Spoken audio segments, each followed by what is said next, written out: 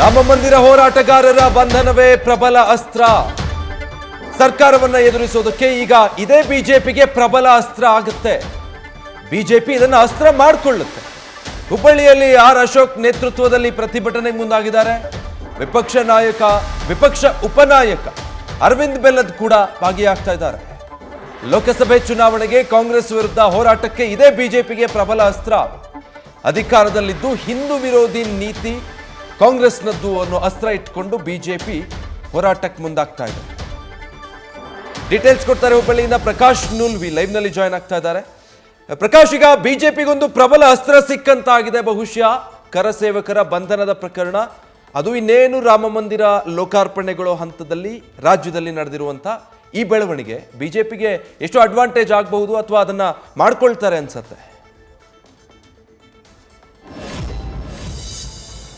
ವಿಜಯ್, ತಿಳಿದೋ ತಿಳಿಯದೇನೋ ಈ ಸಂದರ್ಭದಲ್ಲಿ ಅವತ್ತು ರಾಮ ಮಂದಿರ ಹೋರಾಟದಲ್ಲಿ ಕೈ ಜೋಡಿಸಿದಂಥ ಶ್ರೀಕಾಂತ್ ಪೂಜಾರಿಯನ್ನು ಬಂಧಿಸಿದ್ದು ಜೇನುಗೂಡಿಗೆ ಕಲ್ಲು ಹೊಡೆದಂತಾಗಿದೆ. ಇದು ಬಿ ಜೆ ಪಿಗೆ ಪ್ರಬಲ ಅಸ್ತ್ರ ಆಗಿದೆ.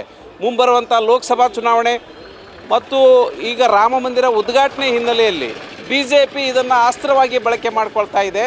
ಬಿ ಜೆ ಪಿಗೆ ಇವತ್ತಿನಿಂದ ಮೊನ್ನೆ VHP ಈ ಶಹರ ಪೊಲೀಸ್ ಠಾಣೆ ಎದುರು ಪ್ರತಿಭಟನೆ ಮಾಡಿತ್ತು. ಇನ್ನುಳಿದಂಥ ಆರೋಪಿಗಳನ್ನು ಬಂಧನ ಮಾಡೋದಿಲ್ಲ ಅನ್ನುವಂಥ ಭರವಸೆ ಹಿನ್ನೆಲೆ ಪೊಲೀಸರು ಭರವಸೆ ಹಿನ್ನೆಲೆಯಲ್ಲಿ ಪ್ರತಿಭಟನೆಯನ್ನು ಕೈಬಿಟ್ಟಿತ್ತು. ಆದರೆ ಇವತ್ತು BJP ಇದನ್ನು ಪ್ರತಿಷ್ಠೆಯಾಗಿ ತೆಗೆದುಕೊಂಡಿದೆ. ಕಾಂಗ್ರೆಸ್ ವಿರುದ್ಧ ಅಸ್ತ್ರವನ್ನಾಗಿ ಪ್ರಯೋಗ ಮಾಡೋದಕ್ಕೆ ಆರಂಭ ಮಾಡಿದೆ. ಇವತ್ತು ಆರ್ ಅಶೋಕ್, ವಿಪಕ್ಷ ನಾಯಕ ಆರ್ ಅಶೋಕ್ ಮತ್ತು ಅರವಿಂದ್ ಬೆಲ್ಲದ್ ಅವರ ನೇತೃತ್ವದಲ್ಲಿ ಈ ಶಹರ ಪೊಲೀಸ್ ಠಾಣೆ ಎದುರಲ್ಲಿ ಬೃಹತ್ ಪ್ರತಿಭಟನೆ ನಡೀತಾ ಇದೆ. ಅದಕ್ಕಾಗಿ ವೇದಿಕೆ ಸಿದ್ಧ ಆಗಿದೆ.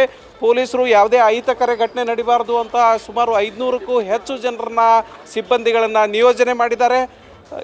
ಇಲ್ಲಿ ಬೆಳಗ್ಗೆ 11:30 ಗಂಟೆಯಿಂದ ಆರ್ ಅಶೋಕ್ ನೇತೃತ್ವದಲ್ಲಿ ಪ್ರತಿಭಟನೆ ಆರಂಭ ಆಗುತ್ತೆ. ಇನ್ನು ಈ ಘಟನೆ ಏನು, ಯಾಕೆ ಇಷ್ಟೊಂದು ಇದು ತೀವ್ರ ಸ್ವರೂಪವನ್ನು ಪಡೆದುಕೊಳ್ತು ಅಂತ ನೋಡೋದಾದರೆ 1992ರಲ್ಲಿ ವಿಜಯ್ ರಾಮ ಮಂದಿರ ಗಲಾಟೆ ಇಡೀ ದೇಶದಾದ್ಯಂತ ನಿರ್ಮಾಣ ಆಗಿತ್ತು. ಆ ಸಂದರ್ಭದಲ್ಲಿ ಆ ಪ್ರತಿಭಟನೆಯನ್ನು ಬೆಂಬಲಿಸಿ ಹುಬ್ಬಳ್ಳಿಯಲ್ಲೂ ಕೂಡ ಪ್ರತಿಭಟನೆಗಳು ನಡೀತಾ ಇದ್ವು.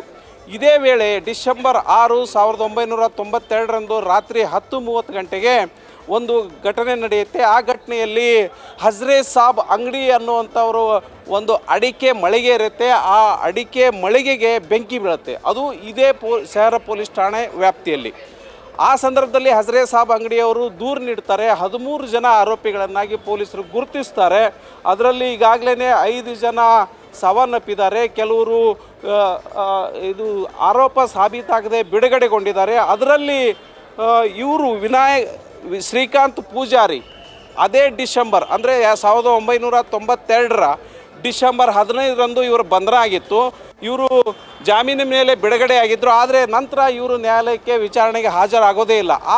ಆ ಕಾರಣಕ್ಕಾಗಿ GMFC 3 ಇವರ ವಿರುದ್ಧ ವಾರಂಟ್ ಹೊಡಿಸಿತ್ತು. ಅವ್ರ ಜೊತೆಗೆ ಧರ್ಮದಾಸ್ ಅನ್ನೋಂಥವ್ರು ರಾಜು ಧರ್ಮದಾಸ್ ಇವರ ವಿರುದ್ಧನೂ ಕೂಡ ವಾರಂಟ್ ಜಾರಿಯಾಗಿತ್ತು. ಕಳೆದ 15 ದಿವಸದಿಂದ ರಾಜು ಧರ್ಮದಾಸ್ ಅವ್ರನ್ನ ಪೊಲೀಸರು ಅರೆಸ್ಟ್ ಮಾಡಿದ್ದಾರೆ. ಇದೇ ಪ್ರಕರಣದಲ್ಲಿ ಅವರು ಇದೀಗ ಜಾಮೀನು ಮೇಲಿದ್ದಾರೆ.